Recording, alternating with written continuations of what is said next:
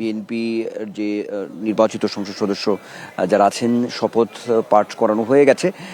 আমরা এখন যে সংসদ ভবনের যে গেটটিতে আছি, অর্থাৎ এটি হচ্ছে মণিপুরিপাড়া গেট হিসেবেই খেজুরবাগান এলাকা হিসেবে পরিচিত। তো এই গেট দিয়েই যেহেতু সংসদ সদস্যরা যারা শপথ অনুষ্ঠানে প্রবেশ করেছেন, এই গেট দিয়েই তারা বের হবেন এমন একটি তথ্য আমাদের কাছে আছে।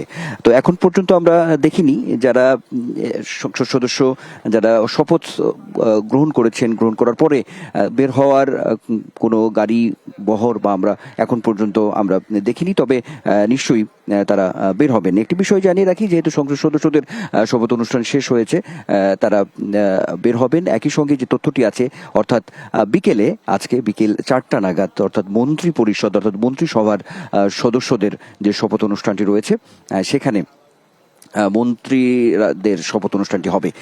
তো যেটি বলছিলাম সেই জায়গা থেকে যদি বলি তাহলে বলতে হবে আসলে নতুন সংসদ, নতুন সরকার, সেই সঙ্গে নতুন রাজনৈতিক যে একটি অধ্যায়ের শুরু সেটি কিন্তু আসলে বারবার বলা হচ্ছে। অর্থাৎ জুলাই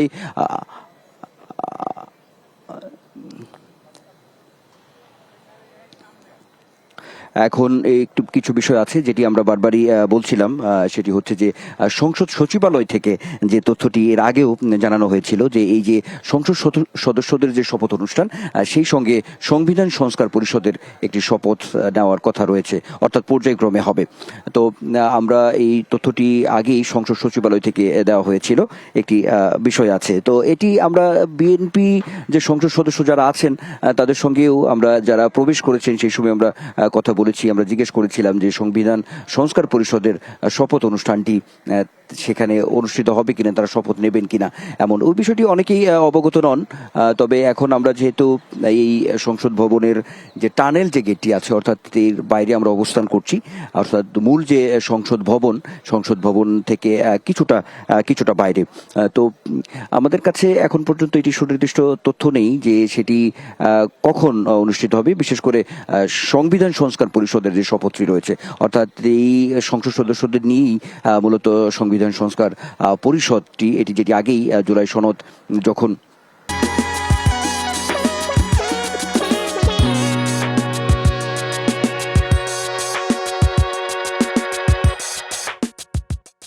সামনে নিয়ে আসা হয়েছিল তখনই কিন্তু এই বিষয়টি বলা হয়েছিল। এখন গতকালের একটি তথ্য দিয়ে যদি বলি তাহলে বলতে হবে যে আমরা দেখেছি যে বিএনপি স্থায়ী কমিটির সদস্য সালাউদ্দিন আহমেদ গতকালও তিনি বলছিলেন যে সংবিধান সংস্কার পরিষদের যে শপথটি সেটি আসলে কোন প্রক্রিয়ার মধ্য দিয়ে হবে সেটি তারা অবগত নন। বিশেষ করে এটি সংবিধানে অন্তর্ভুক্ত করা, অ্যামেন্ডমেন্টে নিয়ে আসা, সেই সঙ্গে এই সংবিধান সংস্কার পরিষদের সদস্যদের শপথ বাক্য পাঠ করাবেন কে সেটি নির্ধারিত হওয়া, এমন কিছু বিষয় আছে। এই বিষয়গুলো সামনে আসলেই, সমাধান হলেই সংবিধান সংস্কার পরিষদের যে শপথ অনুষ্ঠানটি সেটি হয়তো সম্পূর্ণ হবে, এমন কথা আমরা দেখেছি বিএনপির নীতি নির্ধারণী পর্যায়ের নেতা সালাউদ্দিন আহমেদ গতকাল বলছিলেন। তো বিষয়টি নিঃসন্দেহে একটি আলোচনার জায়গা রাখে। নিশ্চয়ই আমরা এখানে অবস্থান করছি, সেই বিষয়টি আমরা অবগত করতে পারবো দর্শকদেরকে। আর যেটি বলছিলাম যে এই যে আজকের ঐতিহাসিক দিন, যেটি আসলে একটি মানে গণতন্ত্রের যে ফেরা, গণতন্ত্রের একরকম যাত্রা, সেই বিষয়টি কিন্তু আসলে বারবার বলা হচ্ছে। এবং যারা সংসদ সদস্য হয়েছেন, নির্বাচিত হয়েছেন, আমরা দেখেছি তারা এখানে প্রবেশ করেছেন এবং এদের মধ্যে থেকেই মন্ত্রী হবেন এমন কিছু হেভিওয়েট পার্সন যারা আছেন, নেতা আছেন, তাদের সঙ্গেও আমরা কথা বলেছি। আসলে যেমন প্রত্যাশা আছে, আকাঙ্ক্ষার জায়গা তৈরি হয়েছে বড় আকারে, সেই বিষয়গুলোই তারা বারবার আসলে সামনে নিয়ে এসেছেন। তারা বলছেন যে আগের যে বিষয়, আগের যে সংস্কৃতি, রাজনৈতিক যে অবস্থা, সেই অবস্থা থেকে বের হয়ে একটি নতুন বন্দোবস্ত, নতুন যে রাজনীতির যে সূচনা সেটি তারা আসলে করতে চান এবং যে অর্থনীতির যে ভঙ্গুর অবস্থা সেটিকে পুনরুদ্ধার করা এবং সেই সঙ্গে যে বড় চ্যালেঞ্জগুলো রয়েছে তার মধ্যে অন্যতম হচ্ছে নিরাপত্তা ব্যবস্থা, অর্থাৎ এই যে আইনশৃঙ্খলা পরিস্থিতিকে আরো উন্নত করা, উন্নয়ন ঘটানো, এই বিষয়গুলো যে রয়েছে, অর্থাৎ এই যে নতুন সরকারের সামনে যে চ্যালেঞ্জগুলো, সেই চ্যালেঞ্জগুলো তারা শক্ত হাতে মোকাবেলা করতে চান। এবং যে বিরোধী দল আছে, একটি শক্ত বিরোধী দল, নিশ্চয়ই জানেন যে সেটি হচ্ছে যে জামায়াতে ইসলামী এককভাবে 68টি আসন তারা পেয়েছেন, অর্থাৎ সংসদ প্রাণবন্ত হবে এবং সেই সঙ্গে 2/3 সংখ্যাগরিষ্ঠতায় বিএনপি সরকার গঠন করবে। সংসদের যে বিরোধী দলের যে অবস্থান, সেই অবস্থানটি শক্তিশালী হবে এবং তাদের ভূমিকা আরো জোরালো থাকবে, এমন কিন্তু কথাগুলো আমরা বারবার দেখেছি যে এখানে যারা সংসদ সদস্য যারা শপথ নিতে এসেছেন তারা বলেছেন, বলার চেষ্টা করেছেন। অর্থাৎ বিএনপির যে নেতা আছেন বা নীতি নির্ধারণী পর্যায়ে যারা আছেন তারা এই কথাগুলি বারবার বলছিলেন যে আগামীর যে বাংলাদেশ, নতুন যে বাংলাদেশ, অর্থাৎ সবার আগে যে বাংলাদেশ প্রতিষ্ঠার কথা যে বারবারই বলা, সেই বিষয়গুলি বাস্তবায়নের দিকে তারা এগিয়ে যাবে। অর্থাৎ আর্থসামাজিক অবস্থা এবং নাগরিক যে সুবিধা, অর্থাৎ দীর্ঘদিন থেকে যে বিষয়গুলো সামনে এসেছে, অর্থাৎ এই যে দ্রব্যমূল্যের যে ঊর্ধ্বগতি, অর্থাৎ নাগরিক যে সুবিধাগুলো রয়েছে, অর্থাৎ যে এই বিষয়গুলি কিন্তু বারবার, অর্থাৎ এই বিষয়গুলোকে প্রতিষ্ঠিত করাই হচ্ছে সবচেয়ে বড় চ্যালেঞ্জ এই সরকারের। সেই চ্যালেঞ্জগুলো শক্ত হাতে মোকাবেলা করার অঙ্গীকার প্রত্যয় ব্যক্ত আমরা দেখেছি বারবারই করতে যারা এখানে শপথ নিতে এসেছেন। যে বিষয়টি একটু বলতে চাই যে এখন পর্যন্ত যে মন্ত্রী পরিষদ, মন্ত্রিসভার যে সদস্য যারা আছেন, এটি একটু কৌতূহলের জায়গা রয়েছে। আমরা গণমাধ্যমে আমরা দেখেছি যে কয়েকদিনেই যে বিভিন্ন ধরনের সংবাদ সামনে এসেছে, তবে এই বিষয়গুলো আরো একটু পরিষ্কার হবে। অর্থাৎ দিন যত, সময় যত গড়াবে, বেলা যত গড়াবে, তখনই কিন্তু বিষয়গুলো সামনে আসবে যে মন্ত্রী পরিষদ অর্থাৎ মন্ত্রিসভার যে সদস্য যারা আছেন, যারা হবেন, সেই যে তাদের যে তালিকাগুলো, তাদের যে নাম, সেই বিষয়গুলো আরো সামনে আসবে।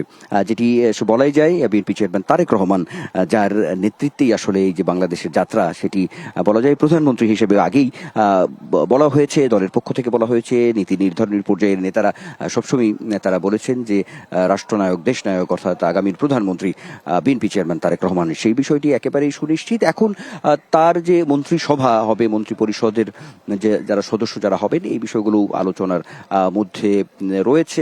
আমরা তথ্যের জায়গা থেকে যদি বলি তাহলে বলতে হবে যে 35 থেকে 37 সদস্যের একটি মন্ত্রী পরিষদ বা মন্ত্রিসভার সদস্য করা হবে, এমন একটি তথ্য আছে। সেখানে পূর্ণমন্ত্রী, প্রতিমন্ত্রী, উপমন্ত্রীর যে বিষয়গুলো রয়েছে। আর এখানে যে বিষয়গুলো আরেকটি সামনে এসেছে সেটি হচ্ছে যে অর্থাৎ স্থায়ী কমিটির যারা সদস্য আছেন বিএনপিতে, তারা বর্ষীয়ান রাজনীতিবিদ, এমনটা বলা হয়েছে। তাদের অভিজ্ঞতা আছে, তাদের দক্ষতা আছে, বিভিন্ন সময়ে একাধিকবার মন্ত্রী ছিলেন, তাদের মধ্যে অনেকেই আছেন। তারাও এই মন্ত্রী পরিষদ বা মন্ত্রী সভার সদস্য হিসেবে তাদেরকেও আসলে সামনে আনার একটি বিষয় রয়েছে। একই সঙ্গে আমরা দেখেছি যে বিএনপি চেয়ারম্যান তারেক রহমান বিভিন্ন সময়ে তিনি তার বিভিন্ন অনুষ্ঠানে বক্তব্যে যে তারুণ্য নির্ভর একটি সমাজ, তারুণ্য নির্ভর যেটি প্রতিনিধিত্ব, সেই বিষয়গুলো কিন্তু তারুণ্যের যে রাজনীতি কে সামনে আনা, সেই বিষয়গুলো তিনি বিভিন্ন সময়ে নিয়ে এসেছেন। সেটিরও একটি বহিঃপ্রকাশ এই মন্ত্রী পরিষদ বা মন্ত্রিসভার মধ্যে ঘটবে, এমন একটি তথ্য আছে। অর্থাৎ এটা বলাই যায় যে নবীন প্রবীণের যে সমন্বয়, সেই সমন্বয়ের মধ্য দিয়েই যে মন্ত্রী পরিষদ, বিএনপির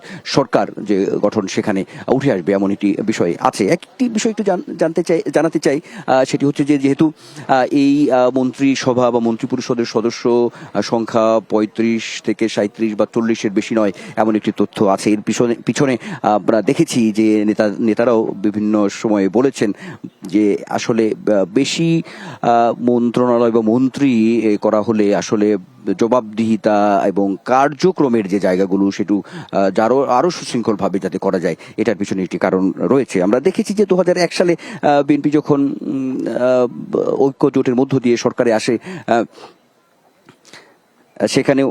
সেখানেও আমরা দেখেছি যে 60 সদস্যের একটি মন্ত্রী পরিষদ, মন্ত্রিসভার সদস্য ছিল বিগত সময়ে। তো সেই জায়গা থেকে বের হয়ে এসে আসলে নতুন রাজনীতি, নতুন বন্দোবস্তের যে বিষয়টি সামনে এসেছে, জুলাই গণ অভ্যুত্থান পরবর্তী যে রাজনৈতিক যে প্রেক্ষাপট, সব মিলিয়ে একটি নতুনত্ব সামনে আসবে। বিশেষ করে এই নতুন সরকারের মন্ত্রী পরিষদ, মন্ত্রিসভার যে সদস্য সংখ্যা, সদস্য কারা হবেন, সেখানে একটি চমক থাকবে, এমন একটি তথ্য আছে। সব মিলিয়ে বলা যায় যে এখন আসলে একেবারে প্রস্তুত, দেশ প্রস্তুত। বিএনপি চেয়ারম্যান তারেক রহমানের প্রতি প্রধানমন্ত্রিত্বের মধ্য দিয়েই একটি নতুন যাত্রা শুরু হবে এবং সেখানে সেই যাত্রা আরো মসৃণ, সুশৃঙ্খল এবং উন্নয়নের একটা সামনে এগিয়ে যাবে, এমনই কিন্তু শুভ প্রত্যাশা প্রত্যেকটা জায়গায়, প্রতিটি মহলের কাছে রয়েছে।